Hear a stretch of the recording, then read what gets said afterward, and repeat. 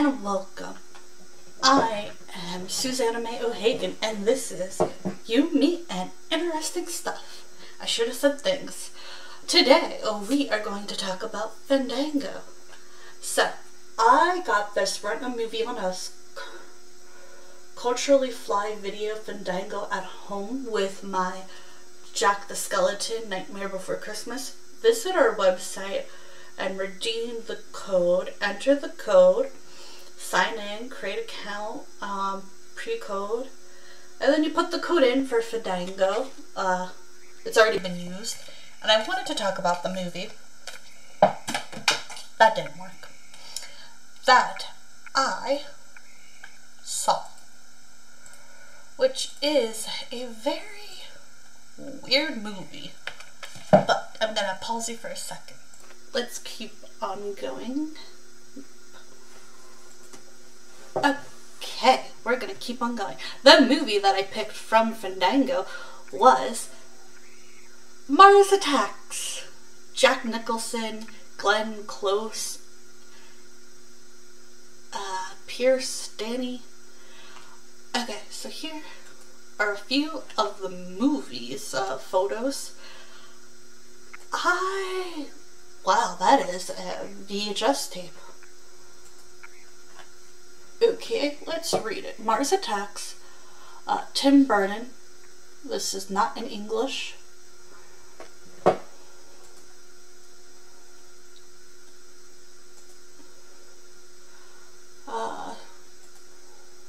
There's a lot of different photos. Let's get into it though.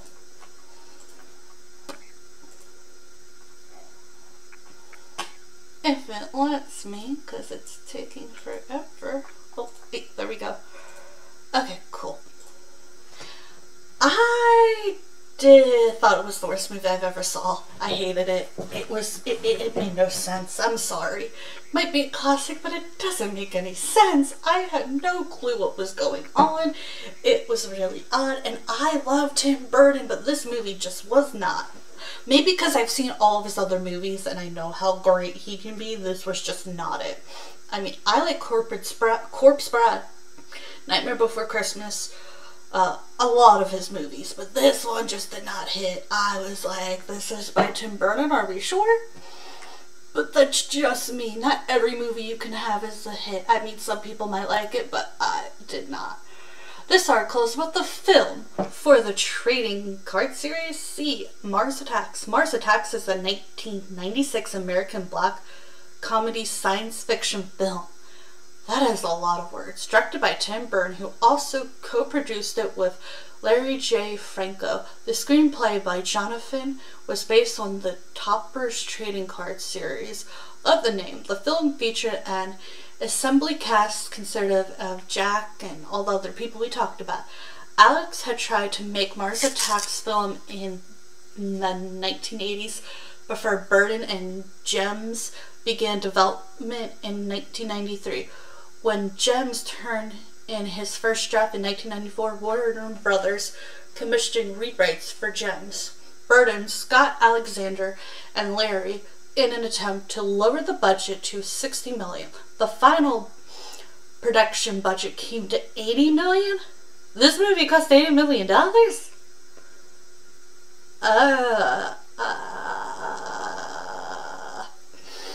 Okay, let me turn my brain back on for a minute because, wow, and in this day and age, that would be like, no. While Warner Brothers spent another $2 million on the Mars Attacks marketing campaign, filming took place from February to June 1996. The film was shot in California.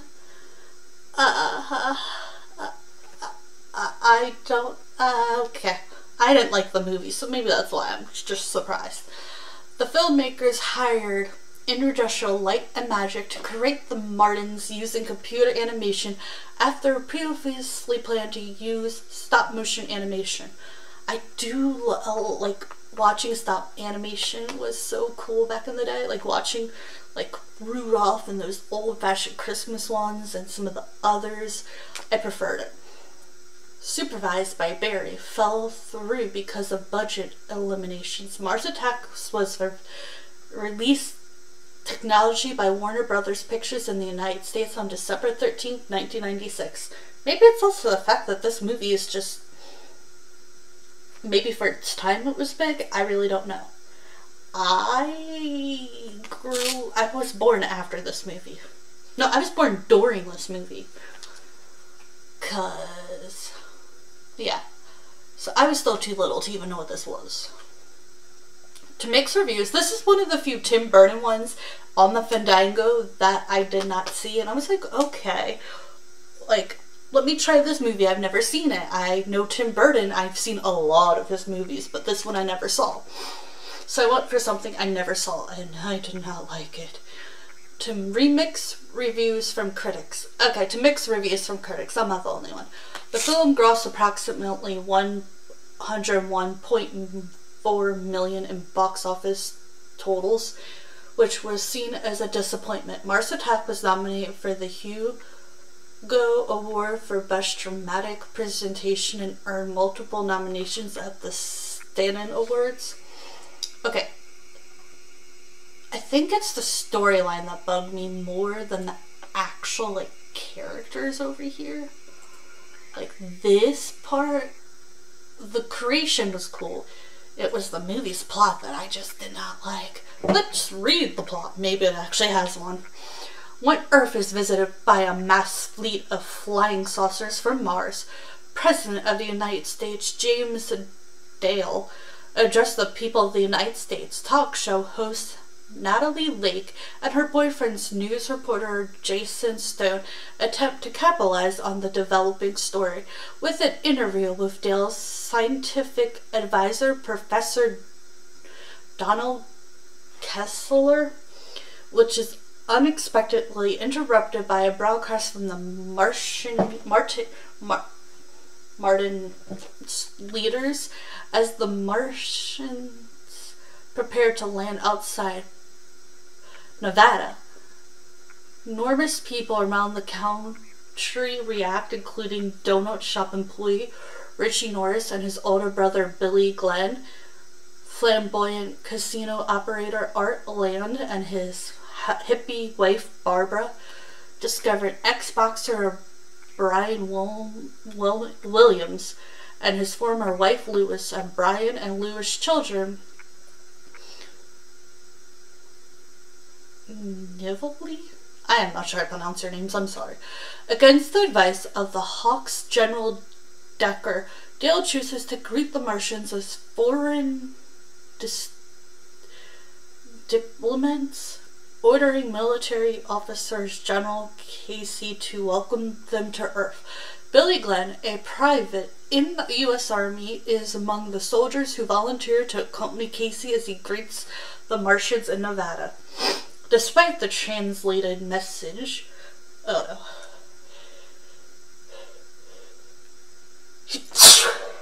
Sorry.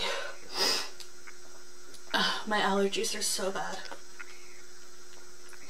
Ambassador stating that the Martians come in peace, the ambassador sees a hippie release a dove into the air and shoots it with his ray gun. The Martians then turn on the assembly crowd and attack them with his ray gun, turning Casey, Johnson, and Billy into skeletons along with many others, and abducting Natalie and her pet chihuahua Poppy. Yeah, see, I got that part. It's the rest of it that was a little bizarre. That's coming from a person who likes bizarre. Okay. Kelsey convinces Dale that the Martian attack in Nevada may have been the result of a cultural misunderstanding, and Dale agrees to let the Martian ambassador address Congress after the Martian issue a formal apology for their actions. Once again, the Martians turn on the assembled humans, most of Congress, by turning them into skeletons. Yeah, see, here's the thing. They just don't turn into skeletons. They turn, like, green, and then, like, slimy, and then bloody-ish, and then skeletons. It's really weird. It is the weirdest movie I've ever seen, and that's coming from me. And, like, there's movies that I'm like, it's so bad, it's good. And this one's just, I don't know. My head. Okay.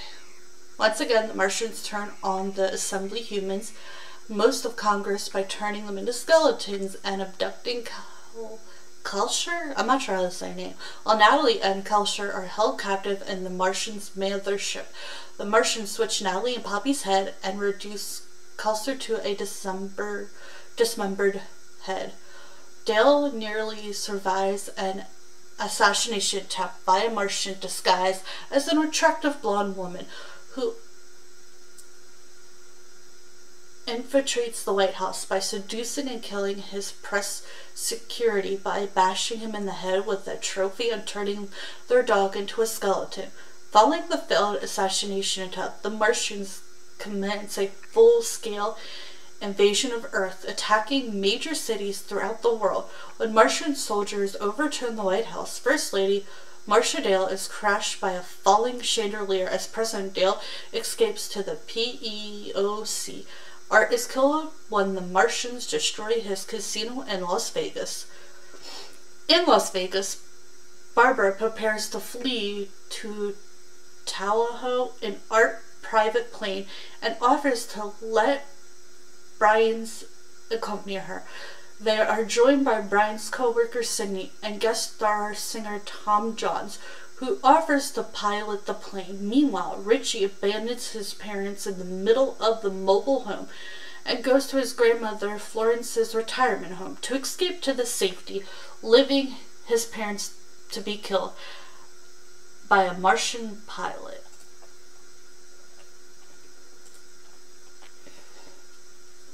My ear is itchy. Piloting a giant robot. At the retirement home, the Martians' heads explode when they hear Florence's record of Slim Woodman's yodeling of Indian love call, revealing one of their only weaknesses. Eventually, Martian soldiers breach Dale's secure bunker, crushes Dector after receiving him to molecular size with a shrinking ray, then leaving their weapons on everyone else in the bunker, causing many to turn into skeletons while others flee the bunker, leaving Dale the last alive in the room. He makes an imprisoned speech exhorting the Martians to keep peace with humanity, but the now teary-eyed Martian leader stabs him with a fake hand prank device after offering a handshake. Barbara, Brian, Sydney, and Jones reach Art's plane, but find the runway overturned by a group of Martians led by the Martian ambassador. To buy time for her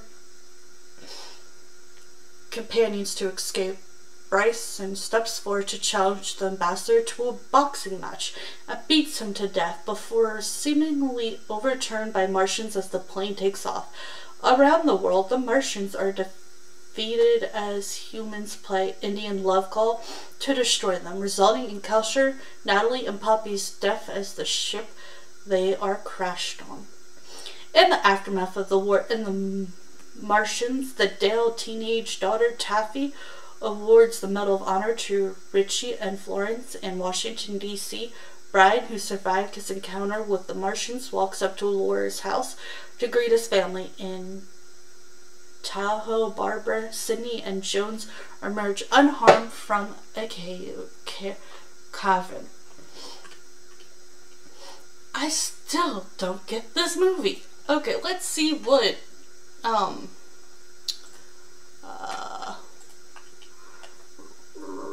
oh, hang on, my brain. Let's see what Rotten Tomatoes has. Okay, Mars Attacks, PG-13, released December 12th, 1996, 1 hour and 43 minutes, comedy. It's an hour too long. 56%, 86 reviews from Tomato Meter, 53% from audience scores. A fleet of Martian spacecraft surrounds the world. Major cities and all of humanity waits to see if the extraterrestrial visitors have, as they claim to, come in peace. U.S. President James Dale receives assurance from science professor Donald that the Martians' mission is a friendly one, but one of peaceful exchange ends in total inhibition of the U.S. Congress military men call for a full-scale nuclear revelation. Here's some reviews from critics, because we did both critics and both people. So let's see. All critics. It's such a wonderful lampoon of the establishment and hammers and burdens to stand for those in charge. It's also got the forensic spirit of a PG-13 movie. It's not the funniest, saddest, most poignant film in Burton's filmography, but it's a great deal of fun. Mars Attacks may well be the last whiff of that Burton's magic so cherished by generations of teens. Director Tim Burton fashions a hilarious twist form of the alien invasion movie by squandering every silly sci-fi film flick that ever had a budget smaller than its brain. Mars Attacks plays its loony actions for international laughs. Mars is a fireball of failure, a B-movie crime full of A-list action and exercise and tacky self-indulgence that will numb you with its elaborate. What's more, it would take a great detective than I to find a single funny line. Works well enough, though never well enough to make up for the fact that Burton ultimately settled for less. A gridley map cop surreal sonomatic stare that sets up to be cheesy. Even Tim Burton's maddest fans will feel disappointed creeping in as the invasion careens along. Yeah, okay, so we're not a huge fan, but let's continue. This is one of my most favorite Tim Burton movies of all time. It has all the stars and all the shine. Danny DeVito, the list goes on and on. I don't understand the poor reviews. I do. I tip my hat to Tim Burton, really. Strangely enough, this movie was so silly it was funny as heck. It's even funnier after a few drinks. The movie had some of the best actors and actresses of Hollywood. As silly and bizarre as it was enjoyable to watch. I actually liked this movie a lot because it was a bizarre, definitely a much better Tim Burton film. I did not like it. These are quotes from like reviews from people. The movie was way too long to where it became plodding, stumbling along from one last straight gag to the next. If you were really high and saw it in a crowd theater, I suppose it's funny. The whole invasion gets wrapped up in the last 10 minutes of lame. Simple but not fun. Not a thinking person movie. Watched as a teen when it was released and a couple of times after that, and it always entertained me. It's funny and good for a good time. I don't dislike like the action, like the way it was made. It's the storyline. It makes no sense. Grew up on this movie, one of those movies you play once you find out it's on. I guess it's something you could put on in the background, go like, yeah, I could do whatever I want while watching it. It's meant to be stupid. It's just a dumb movie about aliens attacking Earth because they think it's funny and humans acting like morons when they are being wiped out, and it works. I don't deny that I had fun with this movie. Game performance. One of the goofiest sci-fi movies I've ever seen. Tim Burton takes on 50 sci-fi space movies was phenomenal. On paper, this should be fun. An A-list cast of wacky ideas standing up every B-movie sci-fi popcorn movie ever made, and Pee-wee Scissorhands the Batman.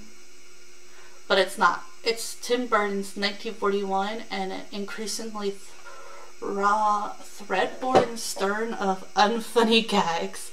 What a galactic waste of money and resources. Mars Attacks, sci-fi, I can't read that. The movie to see before you die. This is a fun alien movie. Yeah, I'm not like the biggest fan, but hey. So these are some of the photos. I get the hard work it took to do like whatever this is. But I prefer the stop motion, but I mean that had to take some work to get it in. This is that creepy robot alien lady thing. And I think, oh, here's some more photos. The president, his wife, their dog. This is that scientific guy. This guy was just annoying during the whole thing. Like, don't even pay attention to him. He is so annoying. This is the president, the science guy, and the military guy. This is when they start attacking. And the Egyptian outfits, because they're singers.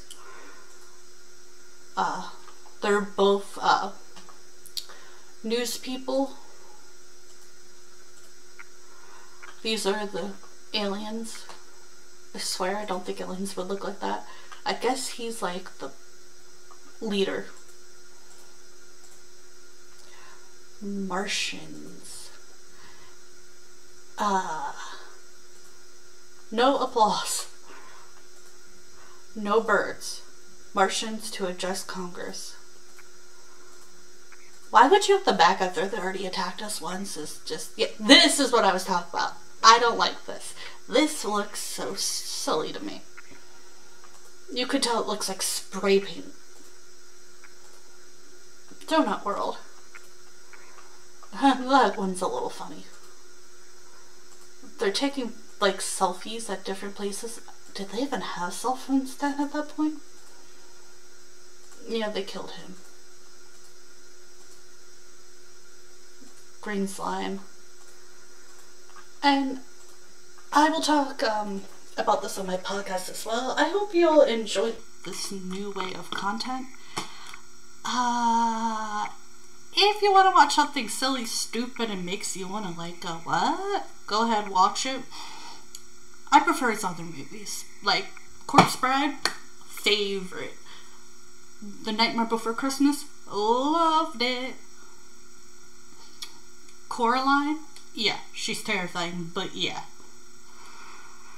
Okay, hope y'all have a great and wonderful day. Bye for now.